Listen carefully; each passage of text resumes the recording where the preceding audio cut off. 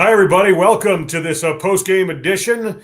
Believe in Bills. Adam Benigni and Sal Maiorana of the Rochester Democrat and Chronicle, who is with us from the press box, having just attended the post-game press conferences out at One Bills Drive. 30-21. The Bills with a very impressive win over the Kansas City Chiefs, and they are now 9-2 on the season, handing the Chiefs their first loss. We're going to go over a number of aspects of this, and we invite you, we'll open it up to your comments as we get going here. Gabriel Lamb starts off with, what a game. Sal, I think we could all agree on that. Yeah, I think so. That was a hell of a game, Adam. You got to give the Bills credit because when it mattered most, I thought at the end of both halves, they came up with humongous drives. You know, the end of the first half, things weren't going too well for the Bills. They had kind of lost. They made some mistakes. And I think that end of half drive where they went down and got the field goal was great for, bring some momentum into the intermission. They had the chance for the double dip. It didn't work out. But I thought that was a big drive because without that drive, who knows where the game goes. But then obviously the last drive of the game, Adam, there wasn't a guy in this press box, woman either, and there wasn't a person in this stadium who knew that if the Bills didn't put up a touchdown on that last drive, they were opening themselves up to flabbergasting disaster, right? Because we all know what probably was going to happen if the Bills settled for the 3 or they didn't get the first down on fourth down. And the play that Allen made, that's going to be, one of the plays of the year for the Bills and maybe in the NFL because it did end the Chiefs' unbeaten season. So, yeah, a great way to finish both halves. But obviously, the end of the game drive was the biggest one, maybe the Bills all season. Yeah, I was listening to Sean McDermott just before we came on live here on YouTube, the end of his post-game press conference, and he had said that very thing, given the history involved with Patrick Mahomes and Andy Reid, and we've seen it so many times before, the fact they wanted to take matters into their own hands, and they did. So to go for it on 4th and 2 and deliver, and really two big second half drives for them, time consuming, that sort of a thing. To be able to kind of put their foot down and win this thing was what made it most impressive, especially given the history and all of those things. Von Miller went so far as to call it a, quote, statement win in the post game. Sean McDermott backed off of that, maybe as you might expect him to. Josh Allen it spoke before Miller, but was like, hey, it's the 9th win or whatever, and kind of downplayed. You can downplay all you want. I don't know if it's a statement at some level, I think, for this Bills team, but we all know there's a lot of football left to be played here. And the real measuring stick, given the history with these two teams, especially if they meet again, is going to be what happens in January. Yeah, I mean, if they do end up playing again in January, we've seen this movie enough times, right? This is the 4th year in a row the Bills have beaten the Chiefs in the regular season. Unfortunately, 3 times the Chiefs have beat them in January. So, yeah, it is going to be a moot point if they don't get the job done in January, if they see them. It's not a guarantee they're going to play them, but if they do, it's going to be the same storyline. You beat them in the regular season. That's wonderful. But what did that get you in the postseason? We'll see. But all I know is right now, Adam, you celebrate what you just accomplished today. This was a big win for the Bills. I don't care that Allen said it was the 9th win and McDermott wants to downplay the importance. This was a huge win. This is your number one nemesis. They just beat you here 10 months ago in your building in, granted, a bigger game. This was a big win for the Bills. And, yeah, they have won 4 years in a row, but it's still a team that has driven a dagger in their hearts. So beating them at any point is important. And not only that, you ended their unbeaten season, and now you are certainly in the mix for the number 1 seed. They're a half game back of the Chiefs as they go into their bye. We'll see what happens. I still don't think they're going to be able to get it because I think Kansas City's schedule is a little bit softer than Buffalo is going to, because the next, as we talked about, the next 3 games are tough for the Bills. But we'll see. I mean, hey, if they end up tied, the Bills will get the number 1 seed. So it's a big, big win for the Bills. Yeah, it's the fact that it keeps them in contention for that number 1 of the potential first-round bye in the playoffs, or the number 2, which if you're not going to get the number 1, we talked about it during the course of the week, this was critical for that too. If Absolutely. You can't be that 2 seed, there's a big difference between 2 and 3 when it comes to playoff implications and benefits and all those things. So another big step in that direction for the Buffalo Bills, with again a 30-21 win over the Kansas City Chiefs, handing the Chiefs their first loss. They fall to 9-1. Buffalo now 9-2, entering their bye week. Adam Benigni, WGRZ TV, Sal Maiorana, Rochester Democrat and Chronicle. We are live here on YouTube, and welcome your comments as we'll continue to break this thing down. First, a quick word from the sponsors. BetOnline is the world's most trusted betting platform and your number one source for online betting. The largest selection of odds on everything from football, the NBA, NHL, college hoops, as well as UFC and MMA. Head to the website today, BetOnline. The game starts here. 4th and 2, game on the line for Buffalo. They put it away, a play for the ages, as you had talked about off of the top. So Josh kind of went into that, a little mesh play. There were some options. We've seen it time and time again. You want the ball in his hands with things on the line as we want 26 yards for the touch. Didn't have anywhere to go with the ball, so he tucked it away. That was always the play that I thought they should have. That was the play they should have called. There really wasn't. I mean, I'll have to look at it on film again to see, but I don't think anybody came open at least quick enough, to get the job done before the pass rush got to him. So tucking it and running was the big move, and he just did his thing. Then once he got in the secondary, he was Josh Allen, superhuman human being. So yeah, awesome play. It was just an awesome play. I mean, it's a day when Buffalo rushes for, as you said, this run defense for Kansas City is phenomenal, right? You knew they weren't going to be able to gain chunks on the ground. Allen winds up leading them 12 for 55 in that touchdown, total of 104 yards rushing for the Bills in this game. But the way they were able to overcome injuries in this thing too, as well, right? Down Dalton Kincaid at tight end, down Keon Coleman. We knew that. But we did see some players step up. And, Curtis Samuel winds up being the 11th different player to catch a touchdown for the Bills this year. That's the most in the National Football League. Samuel, 5 for 58, right? Shakir, here we go again. We had said he was going to be a major factor in the game. 8 for 70, and again makes a huge play on a critical drive late with those yards after the catch. So impressive. And Amari Cooper winds up targeted 3 times, 2 catches for 55 yards. But early on, you again saw when he's in there the effect that he has for this team offensively. Well, I don't know about that today, Adam. He made the 2 nice plays, but man, they put Trent McDuffie on him after that. He was completely eliminated. So that was actually kind of disappointing. Now, granted, he made 2 huge plays. They both led to touchdowns. So his return was clearly important, but I think after that, I don't know that his presence was all that felt. Other guys had to step up, and you mentioned 2 of them. Shakir, you knew, would step up, but Curtis Samuel, he was the guy that I thought had the big game because he caught the 21-yard pass at the end of the second quarter that got him in position for the field goal, and then he scored the touchdown early in the fourth quarter, and that was a great play, by the way. They beat a blitz. He found an open area, and then he wasn't in the end zone. He had to get to the end zone, and I don't know who the defender was, but he faked him out of his jock, and he got to the goal line. That was a huge play. So from a guy who hadn't been doing anything all year to step up in the biggest game of the season, I thought was really important. But again, to your point, yes, Cooper was obviously a big factor early. It was just disappointing that Trent McDuffie, he traveled with him everywhere when Cooper was on the field, and he shut him down. So we'll have to see. Hopefully that'll get sorted out when they are playing less than an all-pro cornerback in the future here.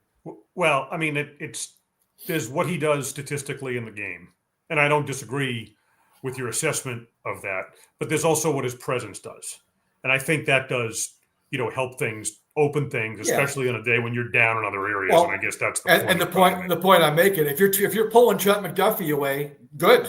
Then he's not covering somebody else. So you're right. In that manner, I guess he did do the job that he needed to do. And it helped that he also made 2 big catches.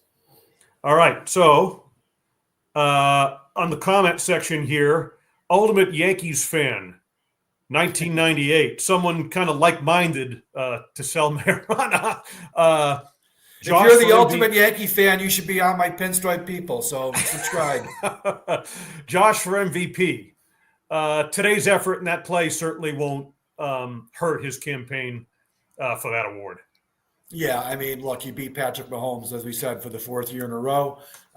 It was at times it was a very difficult day for Allen and the entire offense. They couldn't run the ball, which we knew was going to be a problem, and they were in third and long way too much in this game. It's amazing that they scored 30 points and won this game with all the down and distance problems they had because they were so bad on first and second down. So just the fact that he was able to get this win despite those roadblocks is really impressive. And then, with the game on the line, biggest moment of the season, who do you put the ball in whose hands? Josh Allen. That's what Joe Brady did after, he had made some questionable play calls, I think, during the day. In the game's biggest moment, he knew where to go, and Allen delivered. So that's what MVPs do. And from an offensive standpoint, look, second half drives of 83 yards in 6 minutes and 3 seconds, 70 yards as well. It was 5 and change, I think, for that one. The fact time of possession winds up being in favor of Buffalo with 34 minutes and 3 seconds. That's critical, right? When you're going up against Patrick Mahomes and an offense that had begun to sort of hit its stride at this point of the season coming into this game in recent weeks. And that said, remember last year, they had the ball 37 minutes and they couldn't get the win because Mahomes in those 23 minutes scored just about every time they had the ball. This time that didn't happen. I mean, the Bills had the time of possession advantage, but the Chiefs had their opportunities, and the Bills got off the field numerous times in this game, including a couple in the second half. So that was big. The defense came up, I thought, with a very big performance in this game. Travis Kelce, 2 catches for 8 yards. That's a guy who has tortured them, like literally has tortured them, and they took him completely out of the game. Xavier Worthy, okay? Now, I told you in the pre-show, right? I told you that you knew damn well Andy Reid was going to get this guy involved. But do you believe this, Adam? All 4 of his catches for 61 yards came on one drive. He never caught another pass at any other point in the game except for the one drive. So there again, too, you've got to give the Bills a lot of credit. Their defense recognized what was happening, and they took that dude completely out of the mix the rest of the game. So that was impressive. It was an impressive game for the Bills on defense. Yeah, I think that speaks to something that's been happening all year with Bobby Babich as defensive coordinator, and that is the ability to adjust in game. Now, you can argue that it hasn't happened quickly enough at times, but they're able to do it. They've disproven, or they've done a lot to prove, I should say. I mean, there's the argument that halftime adjustments, it's more of a cliche than anything that actually has impact. It's been a deal for Buffalo this year. They've been able to adjust a lot of times, but what they did to take Worthy away, and I thought the exact same thing. Here comes all the history back, with what happened in the first round of the draft and the deal with Kansas City and doing something to help them or whatever, but they kind of phase him out as well. Terrell Bernard, I thought, was absolutely terrific with 8 tackles, the sack, and the big pick at the end of the game. I mean, he's such an impactful player for Buffalo. Yeah, and that's a guy they didn't have last year, Adam, in the playoff game. He missed it. Christian Benford missed that game last year. I thought he had a solid game today. He made that great play on Hopkins, and I think it was the third quarter.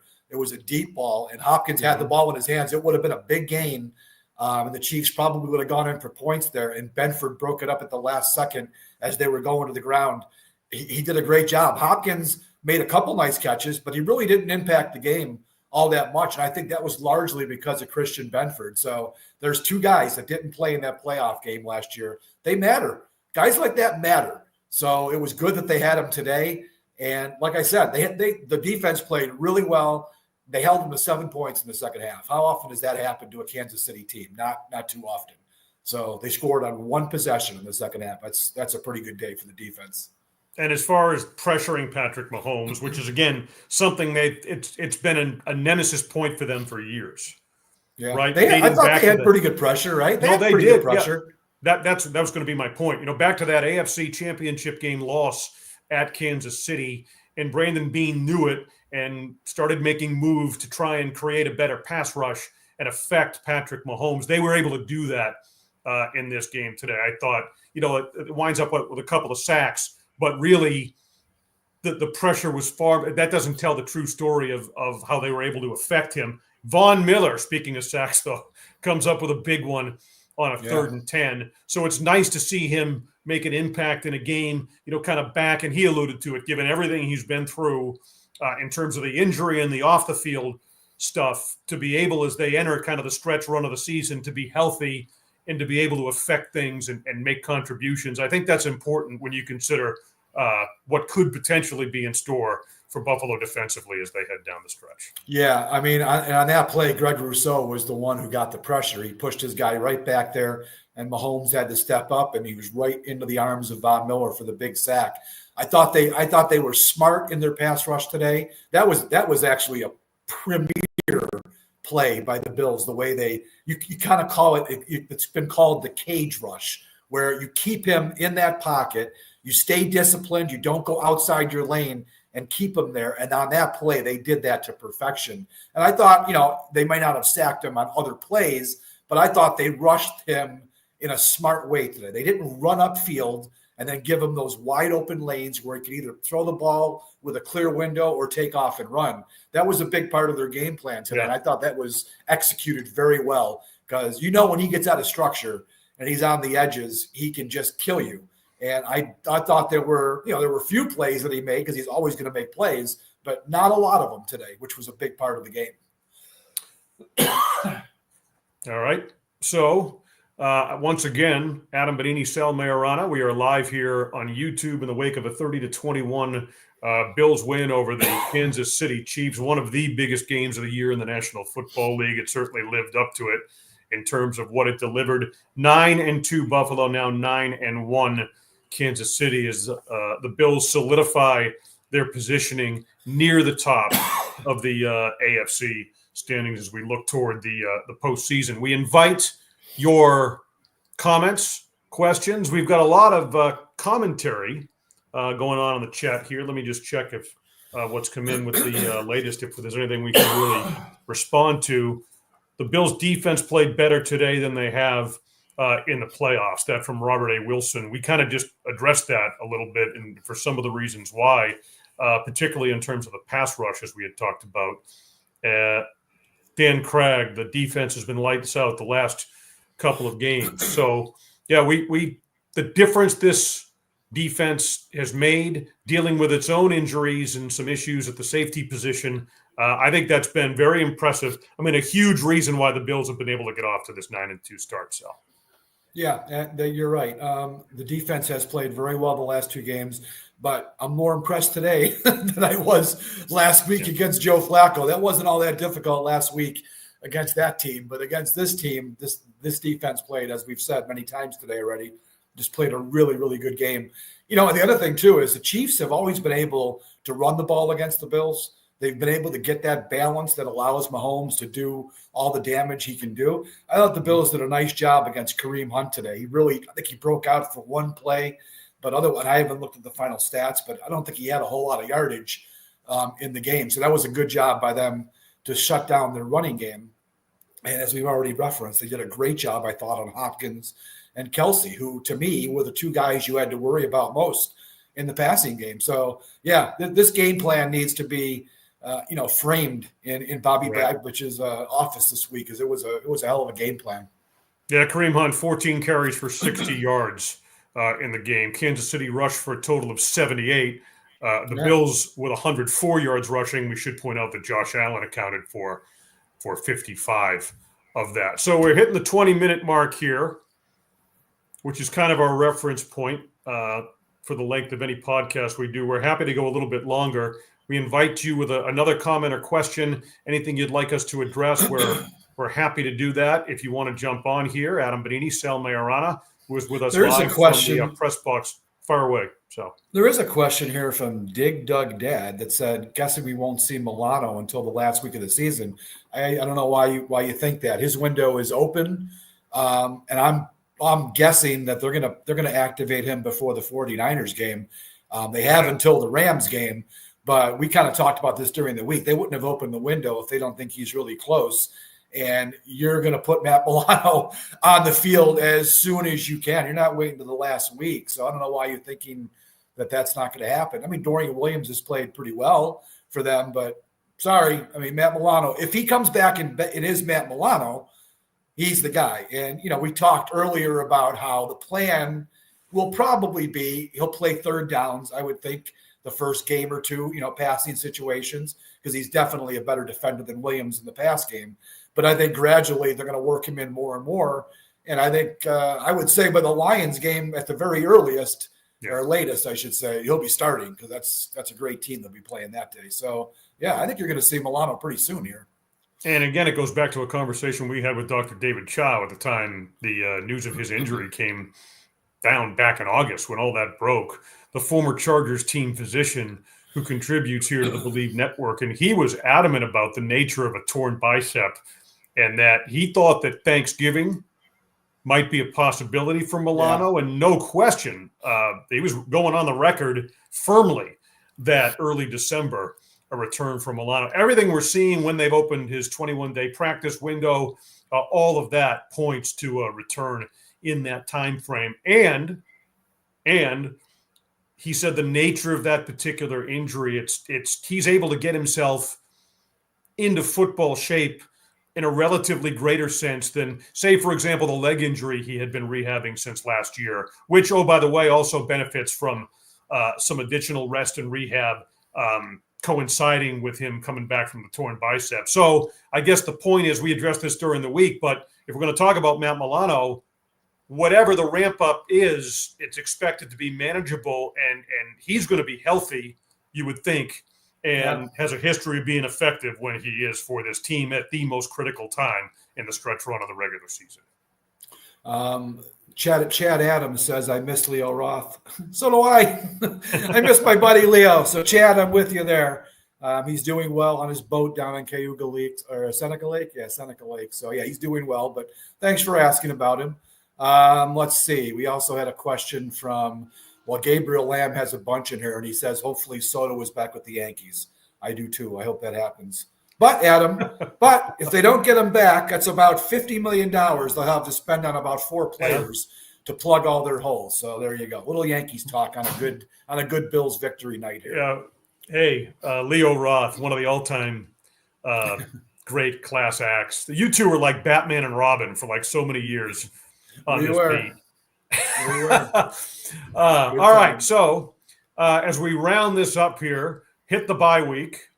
We'll have some coverage in the middle of the week with kind of an overall assessment through 11 games and get into some detail and kind of a deep dive on some of the numbers and trends with this team. A lot of them very positive. I guess what this game kind of in conclusion, Sal, does for me as I sit here tonight, it does a lot to confirm the thought in my mind. I mean, this is a really good football team. And they've answered a lot of the questions, and they've gotten answers in a lot of areas from a lot of different players. And now they have the bye week with an opportunity to get healthy, and the 49ers on the backside of that. But look, this is a team that's capable. I don't want to put the cart before the horse here, but I think this is a team that's capable of beating anyone and of potentially doing something special. There's some intangibles we've seen with this team that have really impressed me, in addition to what's happened in terms of the numbers on the field. Yeah, this is surprising to me, Adam. I did not see this team starting 9-2. We've talked about this ad nauseum. The start of the season we thought was going to be really tough.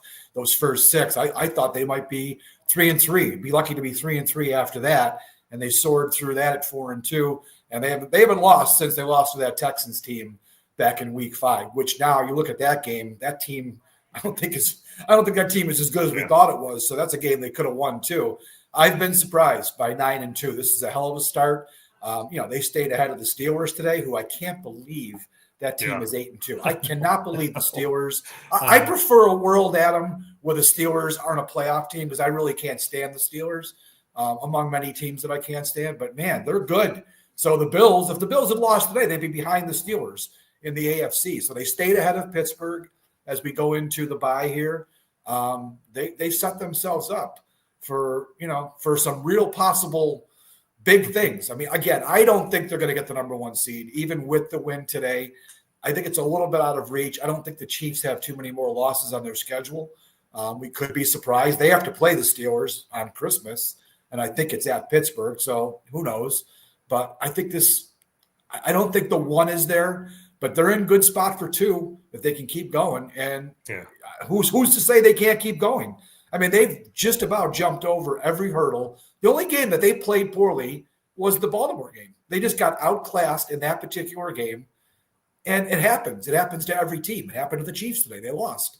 So, the Bills have set themselves up very nicely here, and it'll be an enjoyable bye week. They've also got some injuries. Josh Allen, that was his throwing hand that they were looking at today. On the touchdown pass. Yeah, it could be another wrist injury, for crying out loud with the wrist this year. So we'll see, but it's good. It's a good week to have some time off. Deion Dawkins got banged up in the game. Spencer Brown didn't play. So they can get healthy now, hopefully, in this week off, and come back for the 49ers win today. I didn't see the end of that. I believe they lost. I believe they lost to the Seahawks? Yeah. Okay. Yep. Well, Seahawks beat it. Okay. Yep. That's kind of surprising. I still think that team is good. It's going to be a hard game here. But, hey, Bills are in good position. They really are. Yeah, they absolutely are, albeit with some difficult games. The San Francisco game jumps out to me. The Lions game, that's going to be tough. That's a tough game to go into and, on the road, that sort of a thing. But, hey. That right there could be a Super Bowl preview, right? You could start thinking about that when that game comes up on the schedule. If they take care of business against the 49ers and Rams, that really could be one of these games you look at and say that could be a Super Bowl preview. And can you imagine we're living in a world where it could be Detroit and Buffalo in a Super Bowl, Adam? Holy smokes. Yeah. I mean, the world might end if that happens. Those two franchises, my God. What a phenomenal Super Bowl that would be. I think it would be just terrific with, a couple of communities that really deserve it, right? Did you watch any of that Steelers-Ravens game? I watched a lot of it. Just some of the late portion in the second half. Because Gabriel Lamb who's got a lot of comments here. Thank you very much, Gabriel. He said Lamar Jackson was terrible. He was. Man, the Steelers just dominated Lamar Jackson today. Their offense had been flying high, and they got nowhere against Pittsburgh. That's an impressive defense in Pittsburgh. The Bills should be glad they're not playing them in the regular season, but they might see that team, I would say maybe the divisional round. They could be facing Pittsburgh. Yeah, you can say what you want about the Steelers, Sal. I think Tomlin's a hell of a coach. He is. He's a great coach. I really do. Great coach with a great defense. That would be a hell of a game. And here again, you get that 2 seed, that game would be here in Buffalo. That makes a big, big difference. All right. 30-21, the final. Bills over the Kansas City Chiefs. Biggest win of the year. Significant one, certainly, as the Bills hit their bye week, improving to 9-2, handing the Chiefs their first loss. That will do it. We'll have a midweek show for you, Believe in Bills, as the Bills hit the bye. For Sal Maiorana of the Rochester Democrat and Chronicle, I am Adam Benigni, WGRZ TV. Full wrap on this one as well. The latest on the Sabres Sports Talk Live. Buffalo comes your way Monday nights, every Monday night, right through June, 7 o'clock WGRZ TV in Buffalo. Thank you so much for being with us here on Believe in Bills.